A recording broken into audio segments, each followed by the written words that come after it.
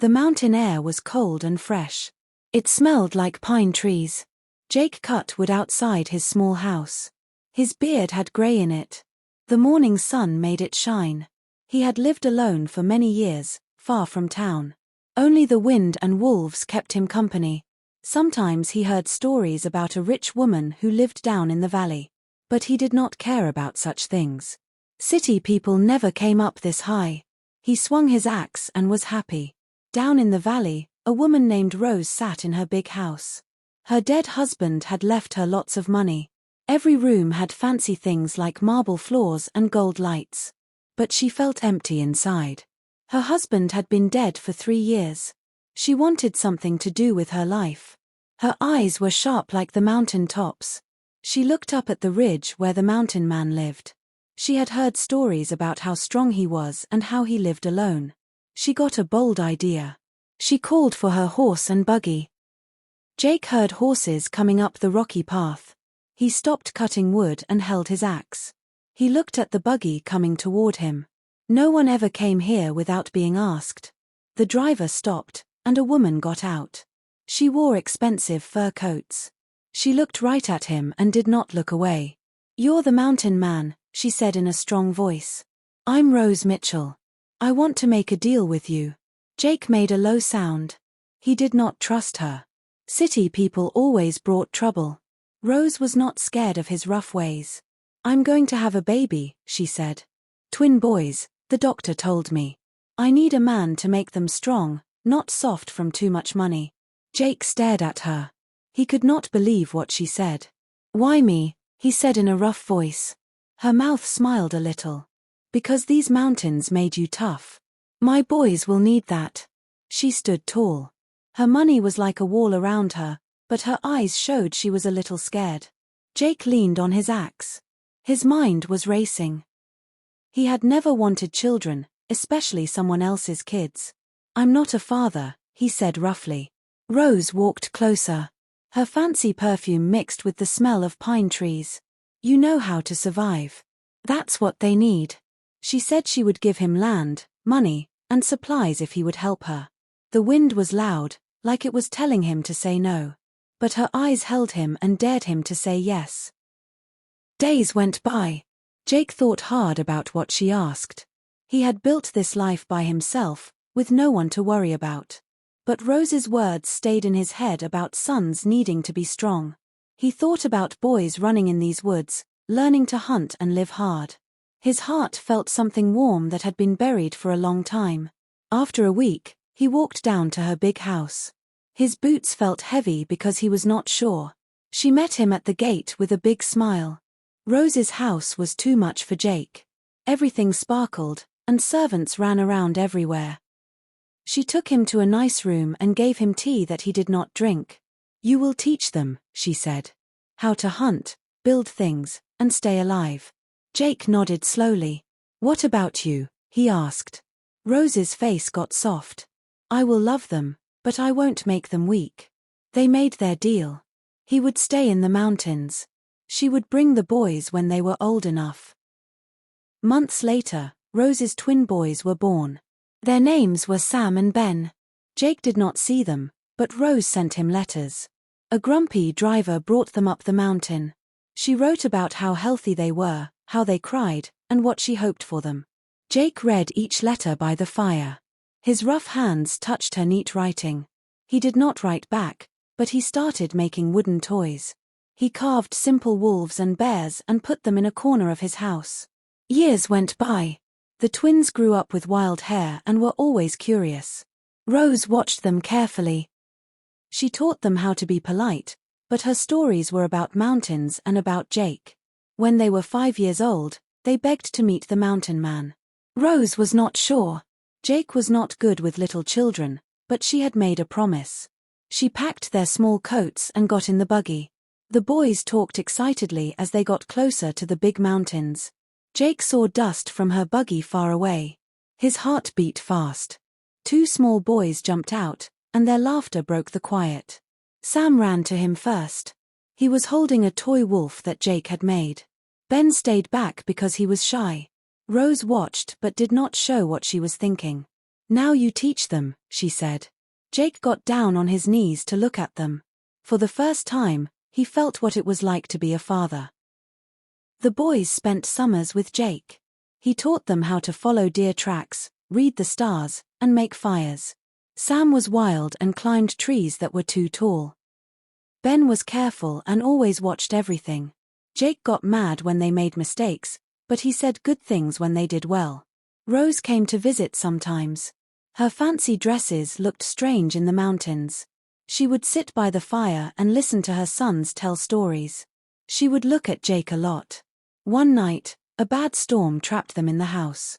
Lightning cracked in the sky, and Ben was scared. Jake told stories about mountain spirits. His voice made the boy feel better. Rose was stuck there with them and watched with wonder. You keep them steady, she said quietly later. Jake just shrugged, but her words made him feel warm inside. The boys slept curled up by the fire. For a moment, Rose and Jake felt close without saying anything. As the twins got bigger, they got better at mountain skills. When they were 10, Sam killed his first deer. Ben made a bow that was perfect and strong. Jake felt proud but tried not to show it. Rose came more often. She brought books to balance what Jake taught them with her own lessons. The boys did well, pulled between two worlds, her money and his wild life. Jake worried that he would lose them to her fancy life. Rose saw that he was pulling away. One evening, after the boys were asleep, she talked to him about it. Do you think I will take them away? She said. The firelight danced on her face. Jake made a low sound and would not look at her. They're not really mine, he said. Rose touched his arm. They belong to both of us. Her words were heavy with meaning. For the first time, Jake did not see her as just a rich woman whose husband had died. He saw her as his partner in their strange family. The years made the boys into young men. Sam was bold and strong and dreamed of adventures. Ben was thoughtful and drew pictures of the mountains with black coal. Jake taught them not to be afraid and to respect the wild places. Rose gave them big dreams and told them to want more from life. Together, they found a good balance. One spring, Rose came alone. Her face was white, and her hands shook.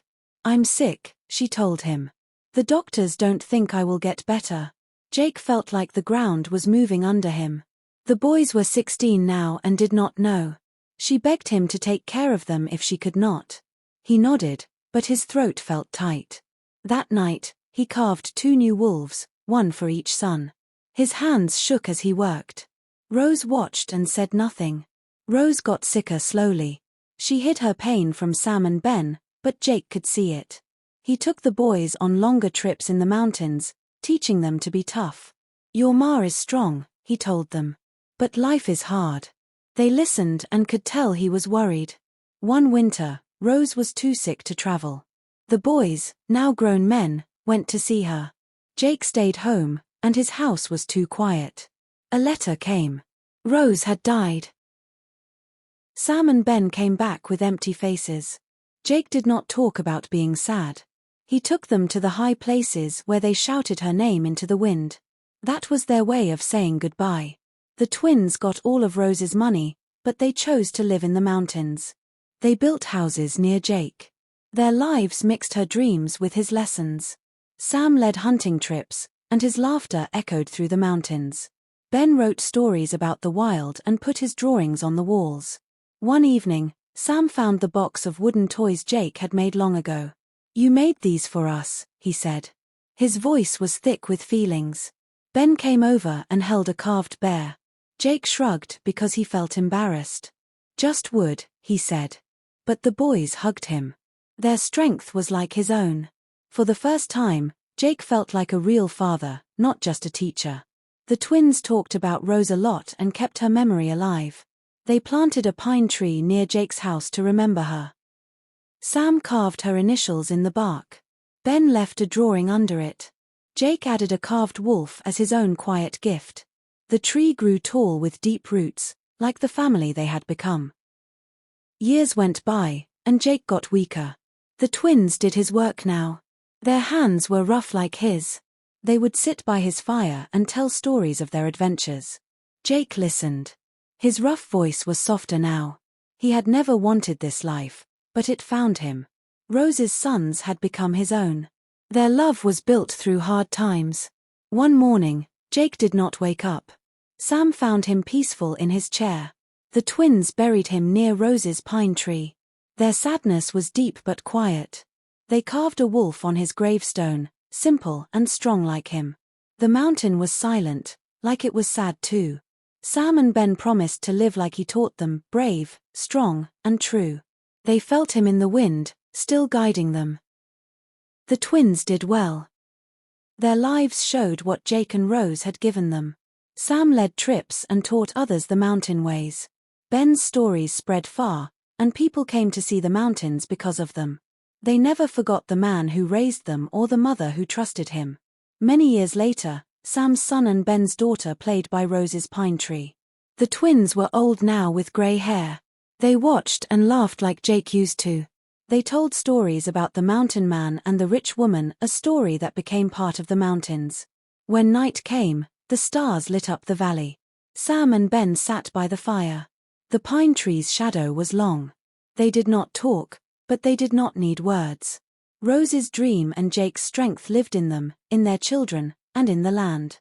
The mountains whispered their story about a woman's faith, a lonely man's heart, and two sons who made them complete. The fire crackled, and the world felt whole.